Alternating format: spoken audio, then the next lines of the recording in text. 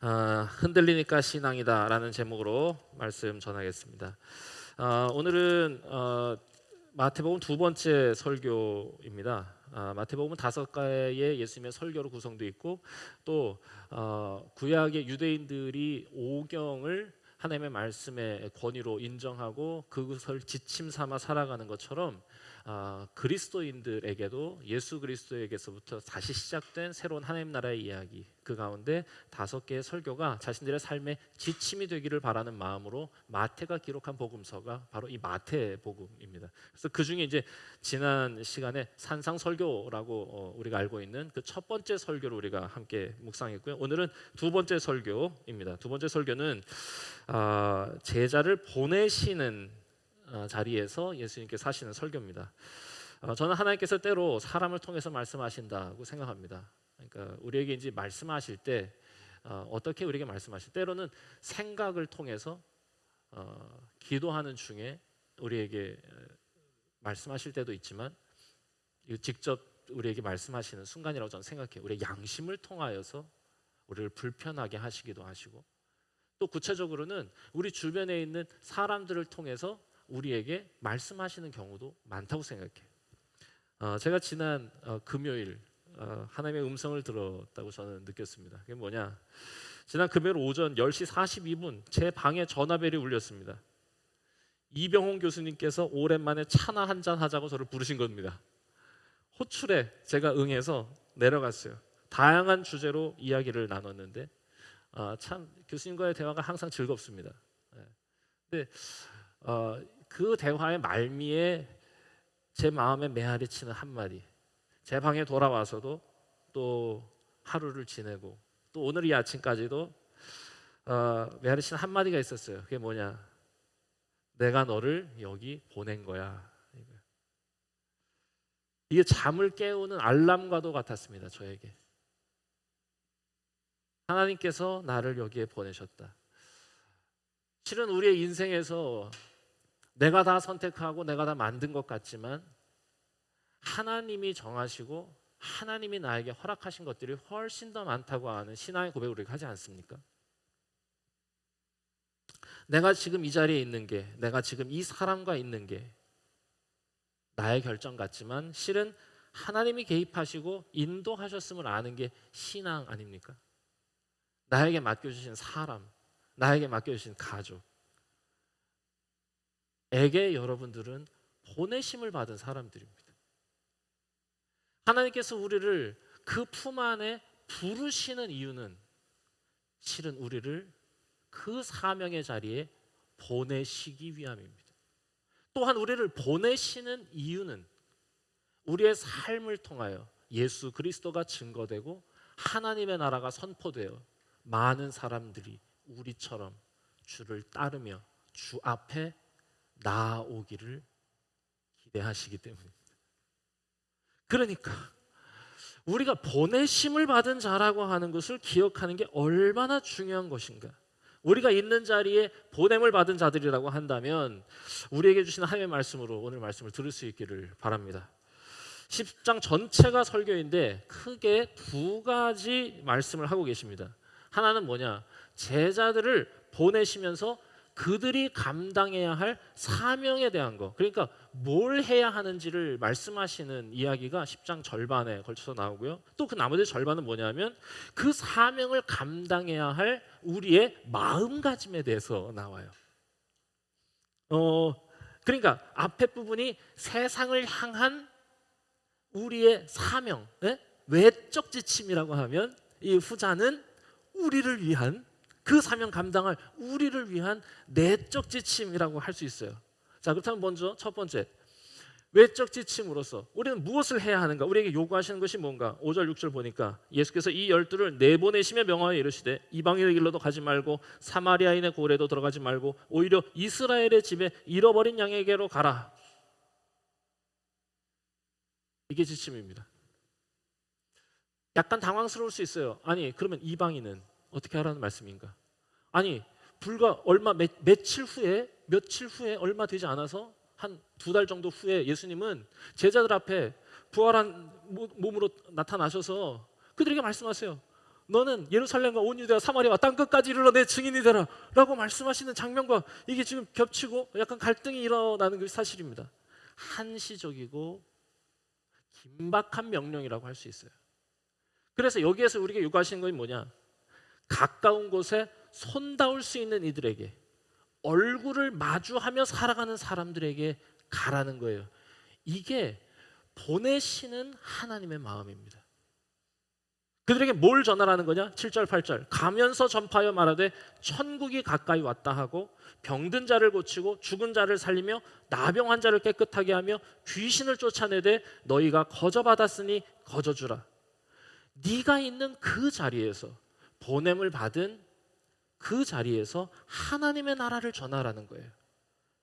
하나님께서 회복하시고 하나님께서 고쳐주시고 하나님께서 살려주시고 꽃 피워주신다고 하는 사실을 네 손 닿는 그 사람들에게, 너에게 맡겨주신 그 사명지에서 시작하라는 것입니다. 그래서 이 얘기는 뭐냐? 이스라엘에게만 복음을 전하라는 뜻이 아니고 정확히 말하면 건너뛰지 말라는 말입니다. 그래서 이거를 한번 제 친구 목사하고 이런저런 이야기를 하다가 이런 표현도 생각해 봤어요. 하나님의 나라는 육로로 확장된다. 죄송합니다. 이게 안 와닿죠? 비행기 타고 이렇게 넘어가지 말라 이런 뜻인데, 네, 됐습니다. 네. 하나님의 나라에 대한 예수님의 비유를 우리가 다음 주에 이제 또 묵상하게 될 텐데, 하나님의 나라는 누룩과 같다고 그랬거든요. 여러분, 누룩이 자기 옆에 있는 것을 부풀리기 시작해서 전체를 부풀리는 것 아닙니까?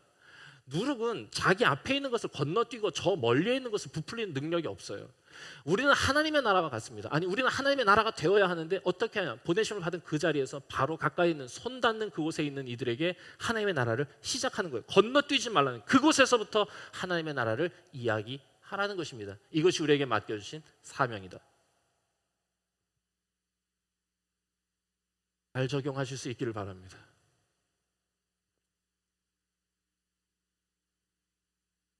되게 모자란 사람일수록 멀리 있는 사람에게 잘하고 손이 닿는 곳에 있는 애들에게 함부로 합니다. 이런 사람들의 관심은 뭐냐? 멀리 있는 사람에게 잘하는 사람들은요, 자기가 꽃 피는 일에는 관심이 있는데 다른 일을 꽃 피워주는 하나님 나라 일에는 관심이 없는 사람들입니다. 왜냐? 이게 쉬운 길을 택하는 건데 가까이 있는 사람을 꽃 피워주기 위해서는 진짜 잘해야 되고, 멀리 있는 사람에게 인정받으려면 적당히 잘해도 되기 때문이에요. 많은 사람들이 그래서 쉬운 길 가려고 그래요. 넓은 길 가려고 그래요. 아니에요. 하나님 나라는 좁은 길에 있어요. 힘쓰는 일이지 손쉬운 길이 아니에요. 한 번은 어떤 친구가 저에게 와서 상담을 했습니다. 정말 입이 거친 학생이었어요. 와서 얘기하는데 거의 어떻게, 제가 그래도 목사 아닙니까? 그런데 저한테 와서 이 학생이 말하는데 육두문자가 나와요.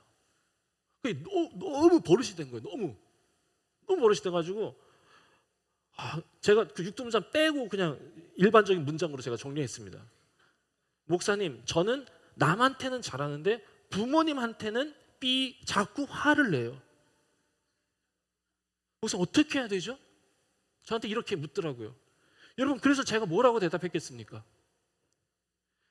그래? 남한테는 넌 잘하고 부모님한테는 잘 못한, 부모님 가족이라고 생각하는구나 네가. 그러면 해법은 하나다. 부모님을 남이라고 생각해라.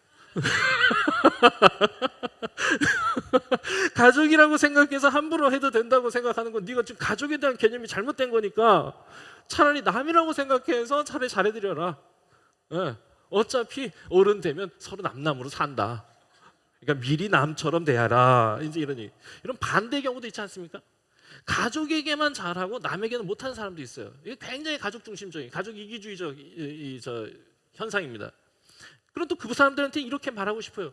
이웃에 대한 개념이 잘못됐으니 가족이라고 생각해라. 우리의 손에 닿는 가족, 우리의 손에 닿는 이웃, 내 손에 닿는 동료들, 그들에게 하나님이 회복하시고 하나님이 지켜주시고 하나님이 꽃 피워주신다고 하는 거, 우리가 우리의 인생을 꽃 피우는 것 같지만 실은 하나님께서 우리에게 은혜를 주셔서 우리가 그 앞에 있을 때 비로소 꽃 피게 된다고 하는 이 하나님의 나라의 이야기를 시작하라고.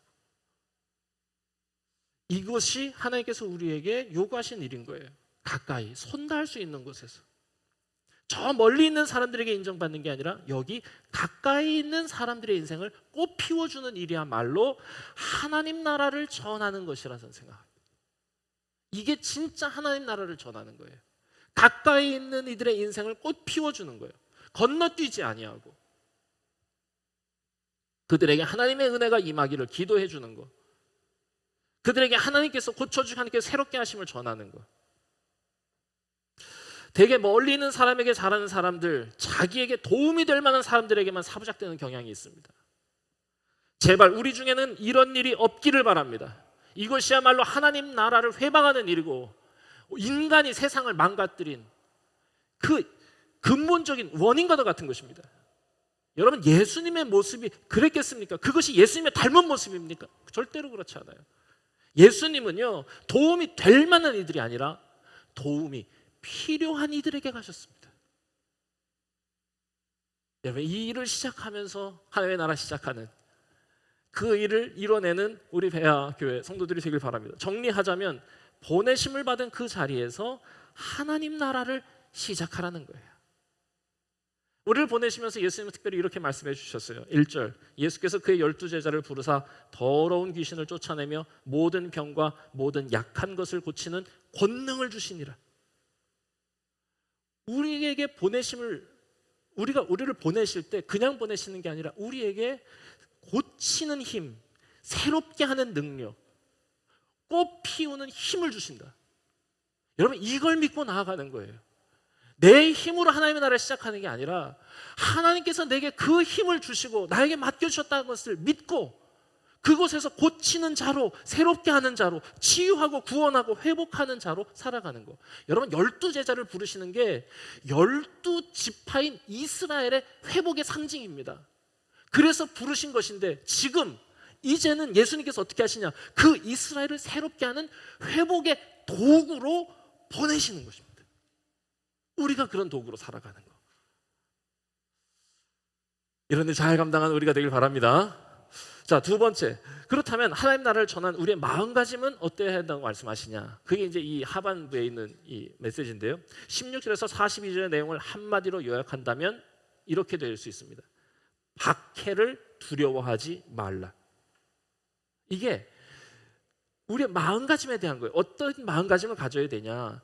이 일을 해 나가다 보면 분명히 박해가 있다는 거예요.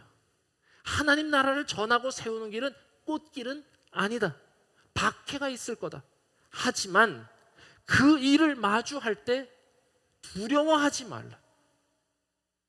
보내시면서 그 제자들에게 말씀해 주시는 가까운 곳의 사람들과 함께 그곳에서 먼저 그들의 필요를 채워준 하나님의 나라를 시작해라.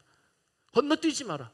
그리고 그 일을 시작하려다 보면 분명히 너희의 선의를 곡해하고 그것을 이용하려는 사람들도 만나게 될 것이다. 모함하는 사람도 있을 것이다. 비우는 사람도 있을 것이다. 원래 꽃길 아니다 라고 얘기해 주시는 거예요. 하지만 그 순간에 주저앉지 말고 무너지지 말고 두려워하지 말라는 거예요. 그 일을 맞이할 때 두려워하지 마라. 여러분, 오늘날에 그런 박해가 있을까요? 저는 그래서 오늘날 이것을 어떻게 우리에게 적용할 수 있을까?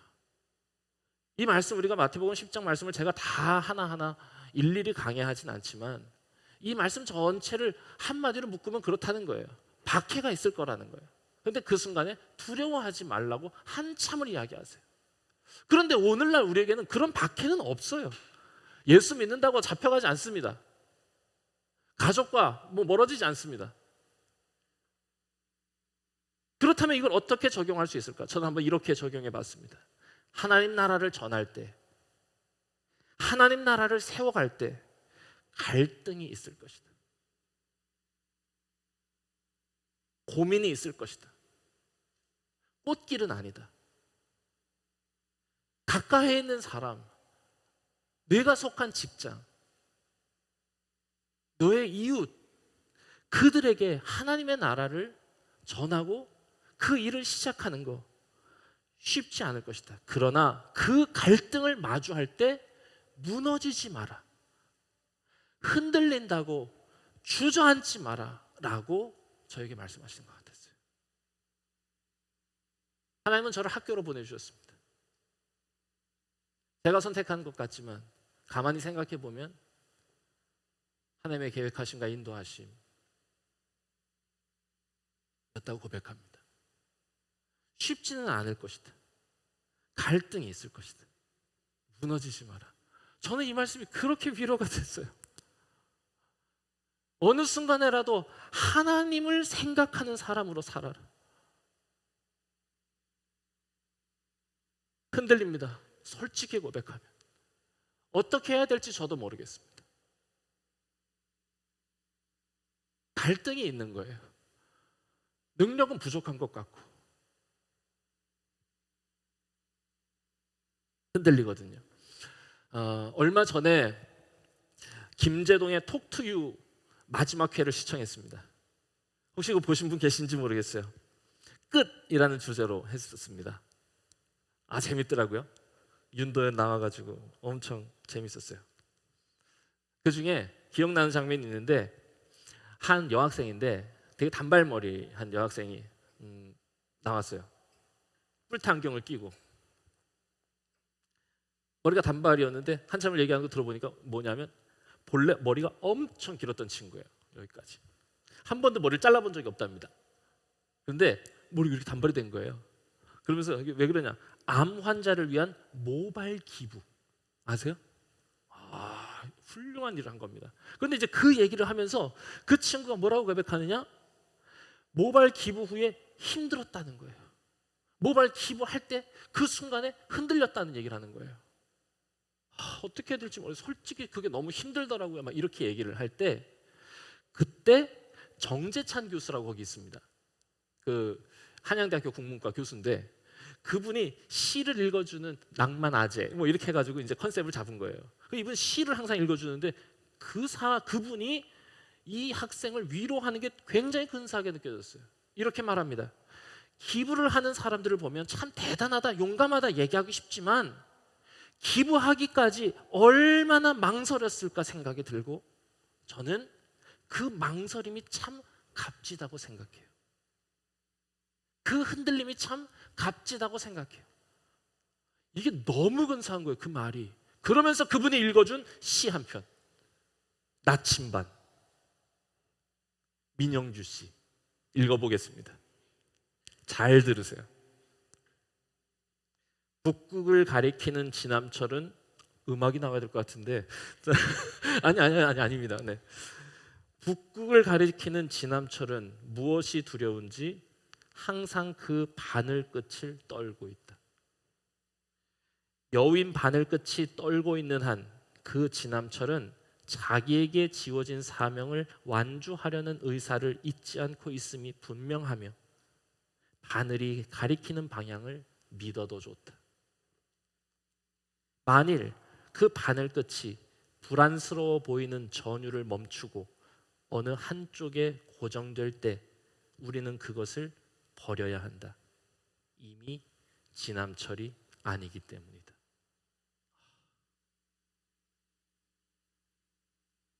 신앙을 지키며 보냄을 받은 곳에서 하나님 나라를 세워가는 일이 이와 같지 않을까? 이것이 오늘의 우리가 아닐까 생각했어요. 끊임없이 흔들리지만 여전히 그 나라를 꿈꾸며 살아가는 것. 이게 진짜 신앙의 모습이고 만약 그렇다면 그 믿음은 믿어도 좋다.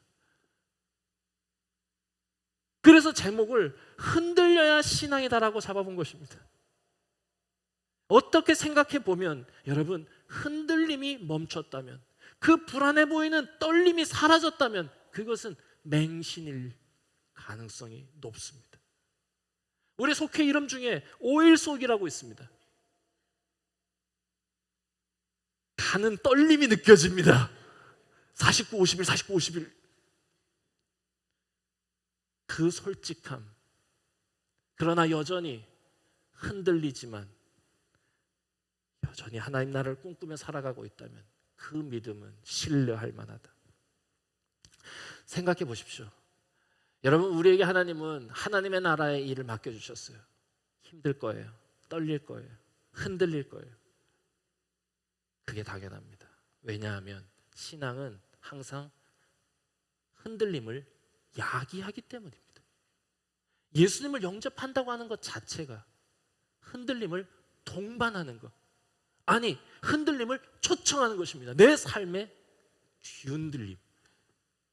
여러분, 예수님의 발에 향유를 깨뜨린 여자를 한번 생각해 보세요.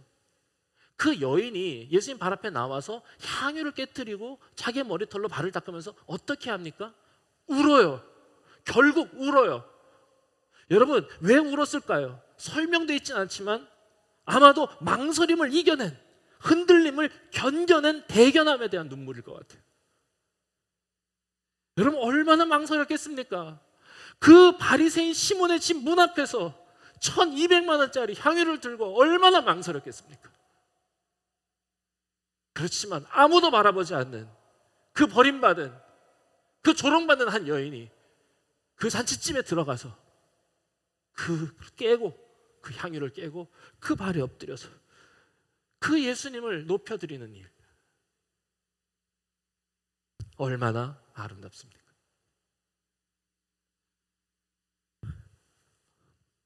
십 년쯤 전인 것 같습니다. 어떤 한 자매가 저를 찾아왔습니다. 저를 개인적으로 만나자고 하더라고요. 저 원래 개인적으로 잘 안 만나는데 아내에게 허락받고 개인적으로 만났습니다. 부모를 다 잃은 자매였어요. 얼마 전에 그 아버님의 장례식을 다녀왔었습니다.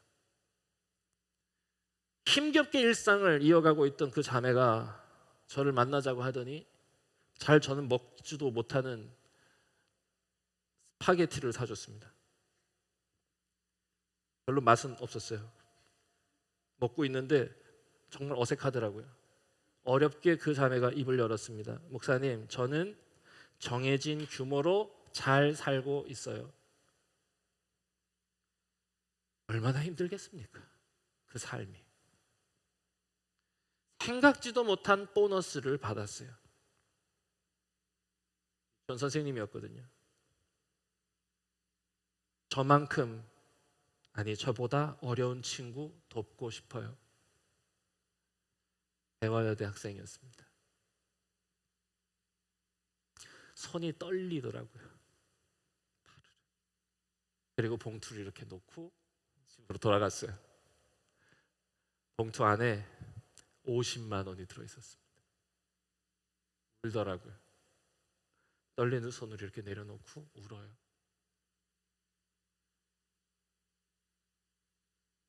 또 한 친구가 있었습니다. 제가 섬기던 종교교회 청년부에 올리비아 에리카라고 하는 멕시코 유학생이 있었는데 그 아버지가 알코올 중독이고 건강이 안 좋으셨어요. 아버지가 돌아가셨습니다. 한국에 와서 살아가는데 얼마나 가난하게 살았겠어요. 신학생으로 살아가는데. 아버지가 돌아가셨는데 그 아버지 장례를 위해서 갈 수가 없는 거예요. 돈이 없으니까. 당장 비행기를 끊어야 되는데 멕시코가 비싸더라고요. 두 사람 보내는데 380만 원이 들어요. 너무 보내주고 싶었어요. 그냥 목사로서. 그래서 금요기도회 시간에 제가 청년들에게 얘기했습니다. 우리 비행기 표는 어떻게 해보자. 보내주자. 그 사랑 아니냐. 그 다음 주일, 이틀이 지난 그 다음 주일 한 자매가 저한테 와서 봉투를 건넵니다. 380만 원 쉽지 않은 돈이죠. 그렇게 순식간에 모으기가. 봉투를 꺼내는데요. 나침판처럼 흔들립니다. 야, 팔 떨려요 손이. 그리고는 얼른 이렇게 전해주고는 가는 거예요. 저도 돕고 싶습니다. 그리고는 그냥 바로 갔어요. 봉투에 100만 원이 들어있었습니다. 그래 너무 놀랍죠. 정확히 380만 원이 채워졌습니다. 기적 같은 일이었어요.